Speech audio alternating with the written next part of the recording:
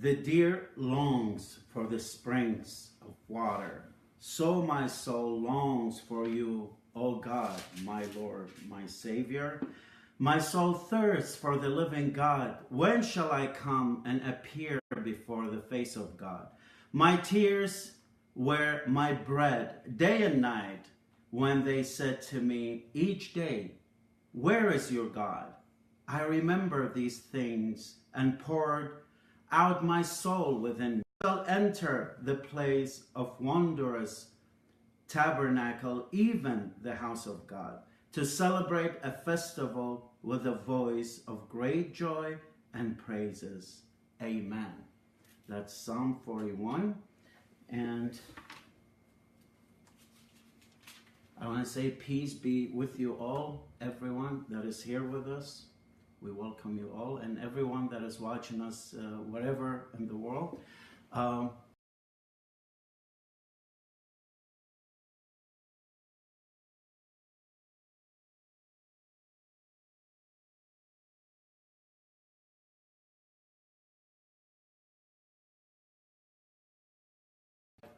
And forgave our sins, and with that blood we can, is it on? Yeah. Okay. So by that blood we could do that and gather, even though we're distant apart, but we can be together in one accord and coming into the presence of the Lord. So let us pray, because today we're going to talk about the book of Ruth. But before we start, let us all bow our head down and pray. And even people who are watching us, please bow your head down and pray before we start. In the name of the Father, Son, and Holy Spirit, amen. Our Heavenly Father, we come before you in this beautiful evening, Lord, with a thankful heart that you are our Lord, our Redeemer, our Savior. We thank you, Lord, for everything that you have done for us, Lord, for your Son, Jesus Christ, that through his blood and sacrifice we're gathered here in your presence, and with many other believers, your sons and daughters everywhere, that we gather today, and we're asking you by the blood and the name of Jesus Christ to send your Holy Spirit to be our teacher. We ask you to reveal your plans for each one of us, Lord, from the words that we're going to speak today, which is your word, Lord. Reveal yourself to us and your plans to us, so we can do your will in everything that we say and do. Bless the teaching and bless the hearing. We're asking you in the most precious name, the name of Jesus. In the name of the Father, Son, and Holy Spirit. Amen. Amen. Amen. So for those who were with us last time, we had talked about the book of Judges, and we took some examples of some of the judges that we talked about. So the book of Judges, while the history of book of Judges, we know that it was for hundreds of years, but we will talk about book of Ruth, which took place around that time, where judges were basically ruling over Israelites. Okay, so the book of Ruth is a book that was, all the events of this story of Ruth happened in the days of the judges, where judges were ruling over Israel. Okay, so a question for all of you who are here and that are listening. Ruth is one of 3 women that their names were written in the genealogy of Jesus Christ. Along with 2 other women, this name of Ruth was mentioned. Who are the other 2? Who can remember the other 2? Rahab, and the other one? Remember Rahab, which one was it? Because also she wasn't, Rahab was a prostitute, and she wasn't an Israelite, and she was in Jericho. Remember? She helped, right? She helped the 2 spies that were sent by Joshua to kind of patrol everything inside Jericho. So Rahab was a prostitute and not one of Jewish people. She was a Gentile. She was in the genealogy of Jesus Christ. Who was the first one? Tamar, remember? Also Tamar was a prostitute. Ruth also was not a Jew, but her name is mentioned. The story of Ruth happens, briefly we're going to talk about this story. Because we're doing an overview of the book of Ruth. So the story of Ruth starts with this. There was a lady, Naomi, and her husband, Elimelech. They're Jews, and they're living in Israel. But a famine struck Israel at a time that they didn't have enough food to eat. So what did they do? They migrated from there, and they moved to the land of Moabs, which is not one of the lands of Jewish people. The Moabites were living there. So they lived there in order for them to have food. It was Naomi and her husband and 2 sons. She had 2 sons, but what's happening there, it's sad because she's losing her husband. She's losing her 2 sons who her 2 sons married a Moabite because they were living there in a foreign, land, a Moabite. But her sons, 2 of her sons are marrying Moabites, girls. One of them was Ruth. So Ruth was the daughter-in-law of Naomi. So Naomi, her mother-in-law, is losing her husband. She's losing her 2 sons while they were in a foreign land, seeking food because there was a famine in Israel. Now, years passes by after the passing of Naomi's husband and her sons. So she's living with her 2 daughter-in-laws. One of them is Ruth. She hears that in Israel now there is food and there's opportunities to work and to live there. So she decided to go back to Israel. While she's going back, imagine she has 2 daughter-in-laws that they didn't have kids, but their husbands, they're deceased, so they're widowed. All 3 of them are widowed, right? But Naomi, because she's Jew and they're Moabites, and she's going back to Israel, she's telling her daughter-in-laws, you too can go back and live with your families, because what would I do with you? I don't have more sons to give you, and that was the tradition, in Jewish law, that, if a person passes and he has a wife, then his brother would take her as a wife to take care of her and her children.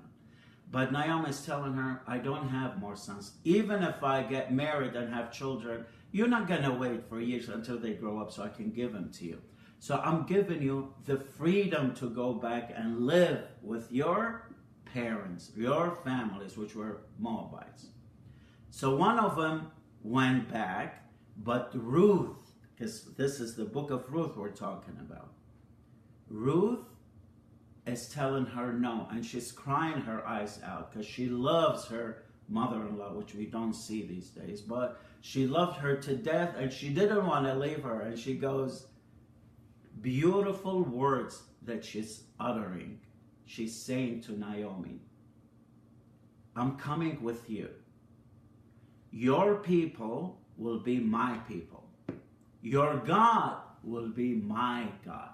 Can you imagine? She loved Naomi and she loved people of Israel and she loved God because apparently Naomi as well and her family, they knew God. Of course, they were Jews, So she's telling her that, your people will be my people and your God will be my God.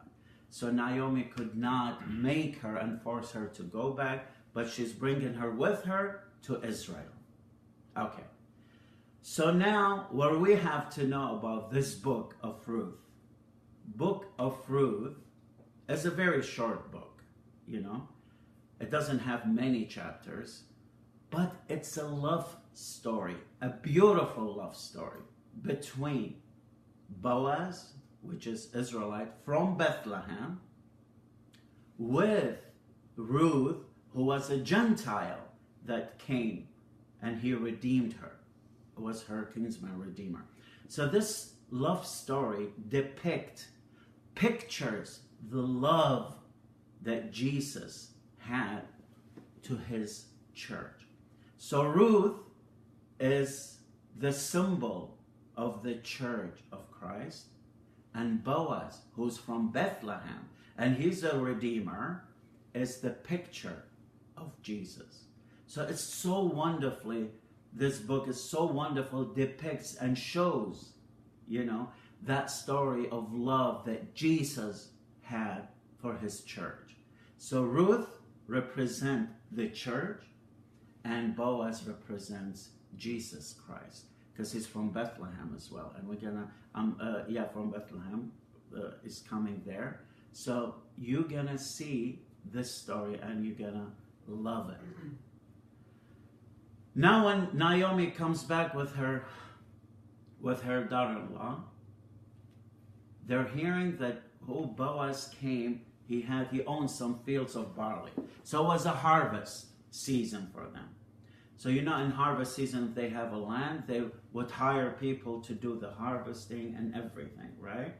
So Ruth is deciding to go there, and even though she's not hired, she wanted to volunteer and work and clean up and collect the barley when they do at the threshing floor. They were doing the harvesting, so she decided to do that from all her will. So she did the work from all her might, from all her heart. She did it like she was doing it unto God. And that's what Paul is telling us as well. The work that she did there, she was doing it from all her heart, like she was doing it to God, not to somebody else. And that's what Paul also is telling us in the Holy Bible, that he's teaching us that whatever you are, wherever you work, don't think you're working to that owner of that company that you're working for. But whatever you do or wherever you work, for whomever you're working for, just think that you're working to God and work that way. Don't think that you're working for a person, but do it like you're doing it unto God. And that's what she did, and she got recognized by Boaz. He recognized her because she was working very hard, and he asked her, who is she? And she told him that she's Naomi's daughter-in-law.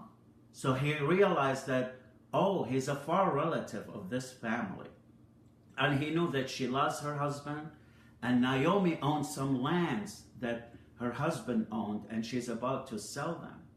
So he told Ruth that in the customs of Jewish people, because Naomi lost her husband and she has these lands would go to the nearest kinsman redeemer, somebody who will redeem from the family, from the closest relative. They'll ask him, if you want to own these lands, because it is owned by your relative who passed away. So Boaz told her that there is another relative who's closer to you than I. So if he redeems the land, to take the land and redeem you as his wife, I will allow him because he's closer than me. But if not, I take an oath. As long as God lives, I will redeem you and I'll take you as a wife. Okay? So he's telling her that. Now, when she's going back, Ruth is going back to Naomi, her mother-in-law.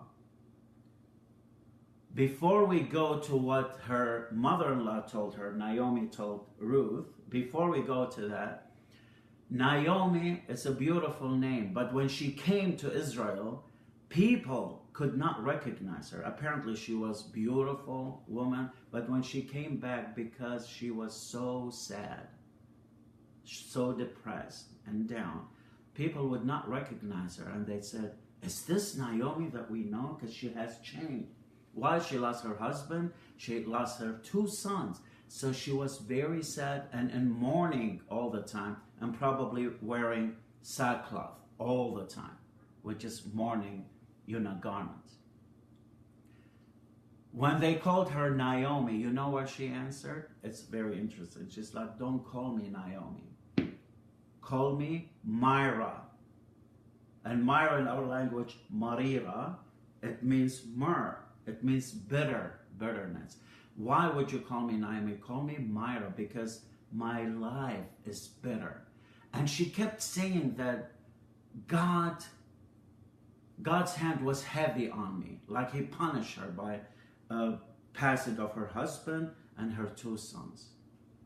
But she always thought that God, was the punishment of him was very heavy on her, and he wasn't kind of fair with her, and he punished her, and she's going through this difficult time, losing of her husband and her children. But what she didn't know, that thousands of years after that incident, today in Valencia, in the United States, we will be talking about her story, how she was linked in the genealogy of the Savior of the whole world, and they were waiting for him. She didn't know that, but at the time she was living in depression. She was living very down on thinking that God punished me and God cursed me. I'm cursed. I'm bitter. Don't call me Naomi. I'm bitter. I want to be bitter. Yani Mariruta. She was living in that bitterness. She was a bitter person. But there's a lot of people probably going through that right now. And I'm telling you, there is nothing that comes. I'm talking about faithful believers. Anything bad that comes our way, it's because God wanted it to happen. We know Roman, right? In the book of Romans 8:28, that's where Paul is telling us. Everything that happens, there's a reason for it. And it's for the best of those people who loves God. So everything that happened, there's a reason for it, and there's a good reason. It is for our own good. So no matter what we're going through right now, it cannot be worse than Naomi that lost her husband and 2 sons, that all what she had. But she didn't know that she would be recognized. And the thing that she did, even to Ruth, had Ruth being in the genealogy of the Savior of the world. Because without that Savior, nothing on this earth would be meaningful, would have no meaning. And she didn't know that at the time. And she didn't think that way positively. But she wanted people to call her Myra, bitter, because she's kept mourning and not believing that God has a plan, and his plan is to redeem and save everyone, not just them. So it was something big that God was working in her life, but she was bitter about it, and she didn't recognize it. However, now in chapter 3, you will see that when Ruth is telling Naomi, she asked her, where did you go and work? And she's telling her, oh, there is this man from Bethlehem, from Jerusalem, that came from Bethlehem, and his name is Boaz. Naomi said, thank you, Lord, and praise be to the Lord that he will never forget us. Because she knew that this guy, who's a rich man and has this field, and he's hiring people for harvest, he's related to them. And she told Ruth that he's a relative, a far relative of us. Now, we're going to take what Naomi told Ruth, what to do to get closer to him so he can marry her. She's telling her 5 things to do, and these 5 things that she's telling her, do these 5 things, and you're going to get closer to him so he can redeem you, and he can take you as a wife. And it's beautiful what Naomi is telling her daughter-in-law, because you've been very supportive to me. I'm thinking to do something good for you. Naomi wants to do something good for her daughter-in-law, Ruth. She's like, I want you to have a really good life. I want God to restore everything that you lost, your husband, and give you kids, and give you, a prosperity. then she's caring about her daughter-in-law, and she's telling her, because of that, from all my love, I'll give you these 5 things that you have to do to get close to Boaz. Now, remember, Ruth is the church, Boaz is the picture of Jesus Christ. And Naomi is given these instructions to Ruth how to get closer to Boaz, which is today we're going to talk about the same principle, same instruction that Naomi gave. These 5 steps are the same 5 steps that we can take them to get close to Jesus. Any one of us that wants to get close to Jesus and know him better, these are the steps. I remember one of the I can't remember who was. It was a saint that in his prayer saying, Lord, help me to see you more clearly, to follow you more nearly, right? And then to know you more clearly, more intimately. So that's the prayer that we should pray all the time. Each one of us is our main goal in life should be, if we're really Christian and we have the Holy Spirit in us and we're called the children of God, the main goal for us should be what? How can I get closer to God, see him clearly and know him better and more intimately, right? And follow him more nearly. And that was the prayer of one of the saints, and I hope all of us would have that in their life and then really, really seek how to get close to Jesus. So, the instructions are as follows. Naomi is telling Ruth, first, you're gonna refresh yourself and clean yourself.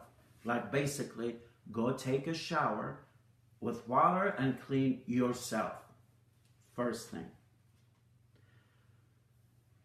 Any Christian, any person that wants to get closer to Christ, the first thing that we have to do, and we're going to take what she physically told her to go take a shower and clean yourself with water. How can we clean our spirit, spiritual realm? Now we're talking not physical realm, but spiritual realm. What kind of cleansing can we do to get closer to God? What is the water that cleanses our spirit? That's it. But then we want to, let me remind you, when Jesus is praying, sanctify them. Lord, the church is asking to sanctify the church and cleanse them. By what? By the Word of God. The Word of God cleanses. The water for our body to, when we take a shower with water to clean ourselves, our spirit will be cleansed by the Word of God. Because when we read the Bible and know what God wants from us, it's not just us reading the Bible. The Bible reads us too. That's why a lot of people don't like to read the Bible. Because when they read the Bible reads them and it shows in them. It sheds lights to those areas that are dark in our life. The areas that we're sinning, we're weak, and we don't like those to come out. So people don't like to read the Bible. Because the Word of God will reveal to us what are our weaknesses, what are the sins that we're committing, because He shows us these sins first in our life. Now, does God only show us and reveal to us what our sins are without solution? No. Because we know who do we worship. God that loves us so much that He died for us. And guess what?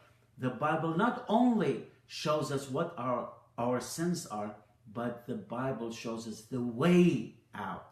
Shows us the way, the solution that we can get rid of our weaknesses and our iniquities and sins that are preventing us from getting closer to Jesus. So when we cleanse ourselves spiritually, it's through knowing the Word of God. And that's what most of you are doing, even by watching Bible studies, reading the Bible, hearing on the radio, all these ways that we can learn the Word and get the Word in our mind and learn it and then keep it in our heart, then be doers of the Word. And we're going to talk about that. That's another step. But with the Word of God is the water to our spirit. It cleanses our spirit.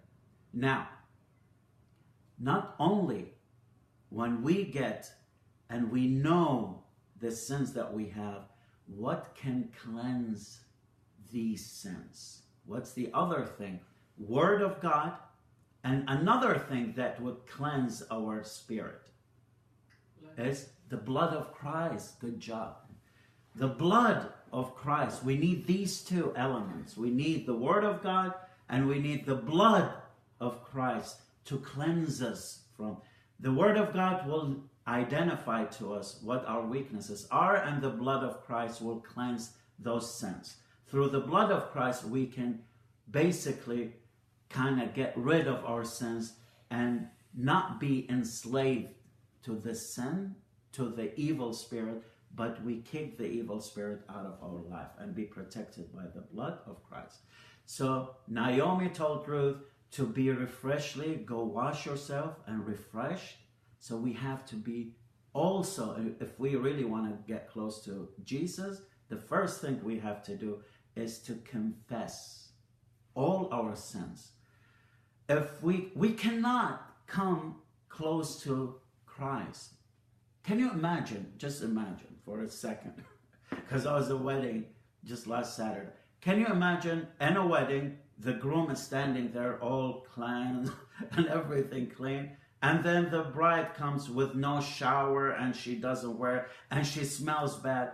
Is that possible? Can the groom get close to her? We're talking physically. Can you imagine the same thing with our sins in our lives? We cannot get close to Jesus. A lot of people complain that we've been praying and praying and praying, and God is not listening to our prayers. Where I'm asking those people, have you asked yourself, do you repented from your sins? Did you bring your sins and poured out your heart to the Lord to ask forgiveness for these sins that you're doing? Or you're hiding them inside and pretending that everything is normal and you're not doing anything wrong? If that's the case, that can stand in the way between us and our prayers, that God is not answering our prayers. We're not getting enough close to God. You know, in the book of Isaiah, I just remember in chapter 1:15, God is telling the Israelite, when you spread your hand and pray, I'm gonna turn my face away from you until you wash your hand from the blood and all the iniquities. And he's telling them that I'm not gonna hear your prayers when you spread your hand to me, because you guys are sinners and you're not washing out your sins and you're not confessing or repenting from these sins. So I'm not going to hear your prayers. So if we really want to get close to God and have our prayers answered, we have to get cleansed by the Word of God and blood of Christ. That was the first instruction to Ruth. Go take a shower. Second, anoint yourself. Anointing is basically go put some perfume on you so you can smell good. Question: how can we get anointed? As a Christian, we're talking right now. If we're Christian children of God, what anoint us? Holy Spirit. The Holy Spirit. Amen. That Holy Spirit that is inside of us, that's the anointing, and it's required for us to get close to Jesus. Can we get close to Jesus without the Holy Spirit? No, because no one, and I said it before, No human being by their own will and their own understanding would run towards God. Everyone runs away from God. Only Holy Spirit will reveal to people and make people love God and reveal them the truth. Through the Holy Spirit, we can follow Christ and go close to him. So for us, human beings, in order for us to get closer to God, guess what? We need to be anointed by the Holy Spirit, because the anointing of the Holy Spirit, it resembles that physically when we put perfume on us, and when we go somewhere, people will smell that good smell of us, all these perfumes, right? Guess what? And I'm sure all of you experience that, and everybody that is watching. I'm sure sometimes we've been in places when some people, godly people, who have the Holy Spirit in them, when they come, we can smell the good aroma of how godly people they are. And that's the smell. Just like we smell other perfumes, we smell the Holy Spirit in them. Because we can tell once they walk in, because of their attitude, because of what they're saying, what's coming out of their mouth, and all the things that they do, they give us that smell of the Holy Spirit. And that's the second step to get closer to God. So first, we cleanse from the sins through word and blood of Christ. Secondly, we have to be anointed by the Holy Spirit. Third, she's telling her, you're gonna go and put your nicest garment. Go put the nicest clothes that you have. Imagine Ruth was coming from the field after working and, doing all the work there out in the field, and she's sweaty and her, clothes are dirty. So she's telling her to go and put the nicest garment that you have, okay? And throughout the Bible, and there's so many verses in the Bible where God is telling us, Paul is telling us that, James is telling us, draw near to God and God will draw near to you. Cleanse your hands from any iniquity and put the garment of praise. The garment of praise. So when we're going to get close to God, what we need to do, put the garment of praise. We have to worship and praise the Lord and thank him for everything that he has done in our life.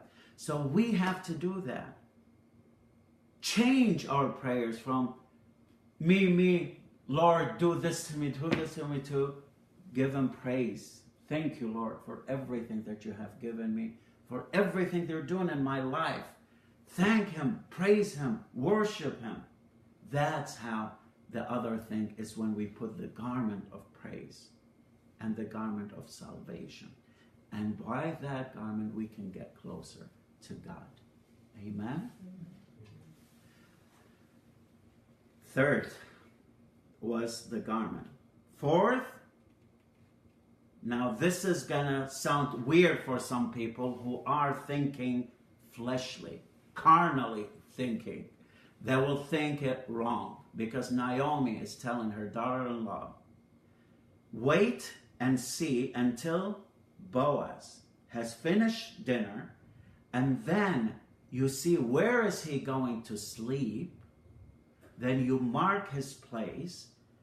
Then at night, you're going to go and lie by his foot.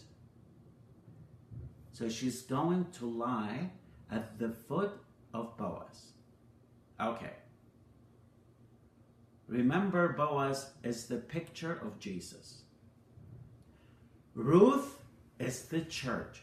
So when we're talking about Ruth lying at the foot of Boaz, today God was showing us how we as church have to be lying, kneeling by the foot of Jesus Christ, which is the most sacred place on the face of earth. The most sacred place on the face of earth when we believers kneel and come and lie, bow down at the foot of Jesus.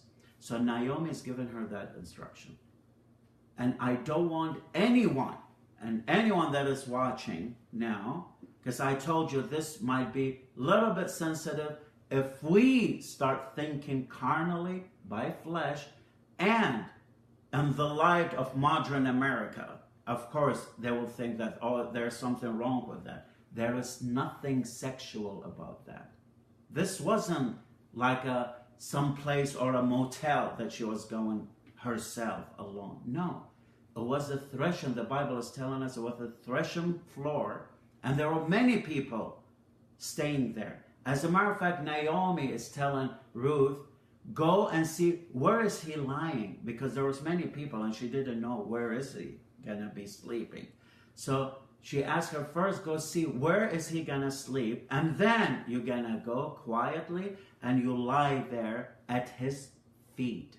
Okay, so she went there, and that is the most sacred place for us, to be at the foot of Jesus, as I said, right? What was she doing? When she went there, and this is what she did. She went and uncovered the foot of Boaz. She saw where his foot are, and then she lied by his foot or feet. Then he woke up. He saw a woman, lying there, and he asked her, and she told him that I'm Ruth, and I am submitting to you. So that's what we need to do, is our submission and commitment. When we are committed to Christ, when we are submitted to Christ, that's the most sacred thing that we could ever do. And that's what she did, that she committed herself to him. And she's telling him that I'm going to be your servant, but she's asking him to what? To cover her with his wing, like, his garment, to put it on top of her, to cover her, like she's asking for protection. She's asking him to support her, to redeem her, to protect her. So she's basically committing herself to Boaz.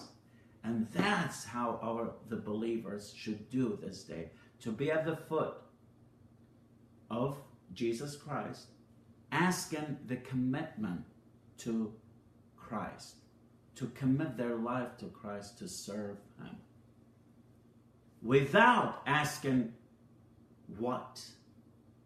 Some people might ask God, please tell me, what do you want from me first? What kind of service? And I'll see if I do it or not, if I'll accept it or not. This shouldn't be our prayer and our actions, but we should submit to the will of God, to the plan of God, even before we know it. That's the submission and commitment that Ruth had to Boaz, and we ought to have that for our Savior, Jesus Christ, because his plans is to prosper us. His plans are to make us, give us life and life to the fullest. So we have to commit to him even before we know what he wants for us. So we have to offer our bodies as a living sacrifice, as Paul says in Romans 12. Amen.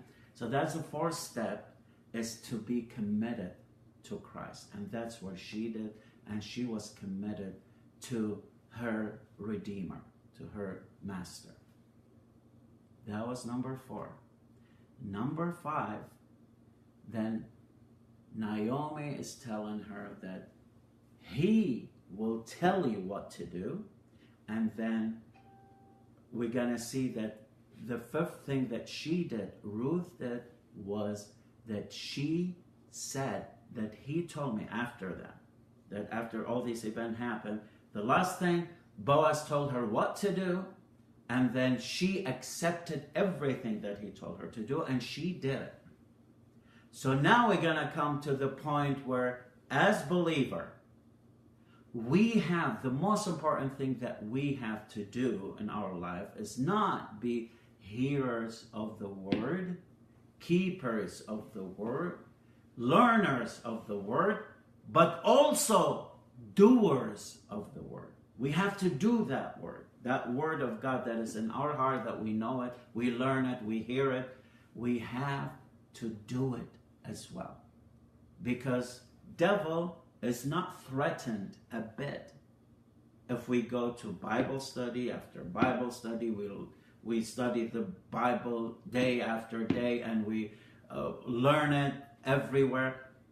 When he gets threatened, and he hates that part, when we start doing the things that we learn, we bring those words of God to life. We act on them. We live the word. When it is in action, the word of God in action in our life, that's the step that the devil resisted and fight it, and he doesn't want to have it. So we have to be doers of the word, as she did, Ruth. And she was very faithful servant that committed to her master, and she did everything that he told her to do. Now, the redemption, the story goes that, remember, Naomi had a closer relative than Boaz. So Boaz said, he gathered 10 people, and he brought the other relative, and he told them in front of everybody, I want you to know that Naomi, her husband died, Elimelech, and he owned land, but you are entitled to have that land. You're the first in line to have it. If you want to redeem it, you can redeem it. So the guy said, I will redeem it, and I'll take that land. But Boaz said, wait a minute. It's not just the land. You have to take, with the land, you have to take Ruth as a wife, because she is a widow of that man. So she has to have some kind of relation to that land. So you have to marry her as well with the land. So the relative said, no, then I can't do that. So he didn't want to have the land and marry Ruth. Then what happened after that? Then he was the next in line, Boaz. So Boaz declared in front of everybody, then I'll redeem the land. And as he promised Ruth, he married her. He took her as a wife. And then guess what? They got married, and then they had a son. And that son that they had, Naomi loved them, and she raised them, okay, because she loved Ruth. That son, his name was Obed. Not Ubalid, Obed. His name was Obed, and he was the grandfather of who? King David. Yes, Obed became the grandfather of King David, because Obed got married and he had a son, and he named him Jesse and Ishay. And then Jesse had, sons, and one of them was King David. That God is promising King David that from your descendants, I'm gonna send Christ, the Lord and the Savior. So that's the story of Ruth and the book of Ruth. And this is why she has a book after her name, because how faithful she was, how loving she was, how even though she was a Gentile, but God, because God came for everyone. He didn't come only for Israelites. He came to save everyone. So this story also shows that God also has mercy on the Gentiles, and he can bring them close to be in the genealogy of Christ, so they'll be part of the kingdom of God. Amen? So I know the book is short, but still we took enough time for it, but it's a beautiful book. Any comments, any questions you guys have about what we talked about? Anything we probably, but there's a lot of things small here and there probably we skip, but we will leave it. That's why some of the parts I leave them out intentionally to keep something for you guys to go back and read the book in detail, so you guys can be more familiarize yourself with it. So any questions or concerns? No? Okay. In that case, let us pray at the end, and then we can stop the live broadcast. Okay? In the name of the Father, Son, and Holy Spirit. Amen. Our Heavenly Father, we thank you, Lord, for this beautiful time, for this day that you have made. And with King David that we talked about his grandparents today, we want to say that this is the day that the Lord has made. Let us rejoice and be glad in it, Lord. We're rejoicing and rejoicing in your name that we gather here. We thank you for your Holy Spirit and your presence here. And we're thanking you for all that you have done for us to redeem us from sin, from this slavery to evil and his kingdom, Lord. You redeemed us and you gave us the eternity. Therefore, we ought to give you thanks every second of our life, Lord. We're giving you thanks, and we ask you to seal your word in our heart and help us to be doers of your word. And let us, wherever we go, for people to see you in us so you can shine, and the fragrance of your Holy Spirit to be spread everywhere that we go.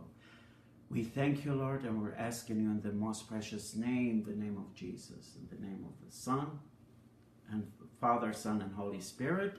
Amen. Amen.